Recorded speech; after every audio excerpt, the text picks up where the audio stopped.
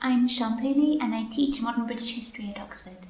And that means that my research is on family and childhood and the state in 19th and 20th century Britain.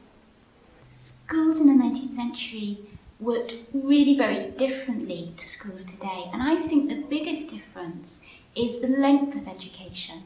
So whereas children who went to school in the 19th century would only expect to go to school from the age of about 5 to the age of about 10, so only having 5 years of education, the equivalent of perhaps what we might have at primary school today. Today, people expect to be going to school until they're 18, so to have 13 years of education, and many more people also expect to go on to university after that. What's really interesting about education in modern Britain is that it's not until 1944 that the state makes it compulsory and free for people to stay on to school, to have secondary school education as well as primary education, and that's a really big transition. So our image of Victorian schools is one in which discipline and corporal punishment are absolutely at their heart, that there's always a cane, that people are being beaten all the time, that the school teachers are really strict and always want the classrooms to be in silence. Now what research actually shows is that most ordinary schools that most children would have gone to did have discipline as part of them, there was corporal punishment in them, but actually most children most of the time weren't being disciplined in that way. And in many ways, the children had a great deal of freedom because the schools are relying on making the children want to come to school. And if they use corporal punishment too much, they know actually that the children's parents will take them out of the classroom and they'll send the children to another school, or the children won't come to school at all.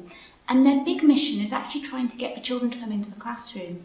So one of the things that's been really striking that I've found in my research is that actually a lot of the power in 19th century schools lies with Victorian parents and children, not with the teachers at all. So when discipline is being used, it has to be used in such a way that they're not going to stop the children coming into the classroom and actually wanting to learn. And so that the strictness of the Victorian classroom is perhaps a bit of a myth, which we like to present when we're trying to imagine Victorian schoolrooms, but which isn't actually the case all the time.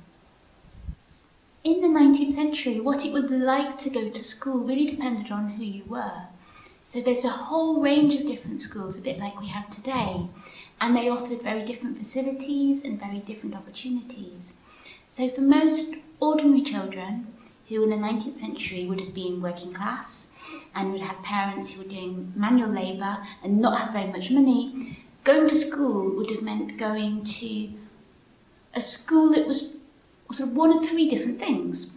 It could just be the front room of somebody's house. So it could have been inside a normal house with lots of children crowded into that room, and to have perhaps an older woman who might be there reading stories and starting to teach some Bible stories and perhaps helping you to be able to read, but almost certainly not to learn to write and not at all to learn to add up. So for some children, that would have been the sort of school you'd have gone to. For other ordinary children, they might have gone to a school that was provided by a church. So these are schools that often still survive today, particularly often in villages. So rural schools quite often are linked to a church. And these schools would have been teaching reading and writing, and as well lots of religious education from the Bible. And then for a third group, and increasingly in the 19th century, as the state took on a bigger role in providing schools, the schools that ordinary children would have gone to would have been built by the state and often would have been these big new brick-built schools, which often still survive today, particularly in towns and cities. And these would have been schools that would for the first time would have had heating, might have had gas lighting when they were built, would have had more books available, and would have taught what we now call as sort of 3 R's of reading, writing and arithmetic alongside each other. So for the first time it wouldn't have been an education solely focused around reading and particularly around learning the Bible, but also would have been around learning other skills. One of the things I find most amazing about school today is how much of what we take for granted in particularly our primary schools today is an inheritance from the 19th century. So for instance, the fact that we have a 6-week summer holiday is a direct inheritance from the school year in the 19th century, when children were expected to, in the summer holiday, go to work in the fields and help with the harvest.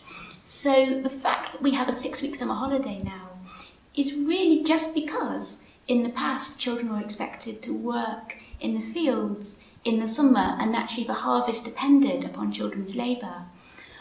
What's interesting, and what we perhaps forget about that, is that that 6-week summer holiday wasn't actually nationwide in the 19th century. That was something that developed in really agricultural areas, in areas where farms and the local industry, the local economy depended upon children's labour.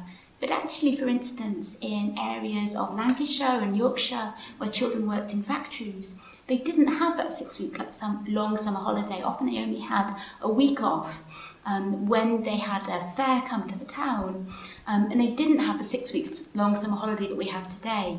So what's really interesting is that what we take for granted in the school year is an inheritance from the 19th century and from the 19th century economy, but only from the economy of certain parts of the country where they depended upon children's labour in the harvest. A really interesting question to think about is whether children in the past learnt more than they did today. And I guess to answer that question, we have to think what we mean by more. What does it mean to learn more? Is it more of everything that we know, or is it more of what they needed to know for their life? So I guess my answer would be that children in the past learnt more of certain things. So if I look at 19th century school books for children, have much better handwriting than I have today. They seem to have been much better at mental arithmetic than I am today. But they didn't learn more of other things, so they often didn't learn anything about how to write down their ideas. They didn't learn how to write a story or to write a poem or how to express their own arguments in a really powerful way. So writing skills were often much less well taught, even though they were in theory on the curriculum.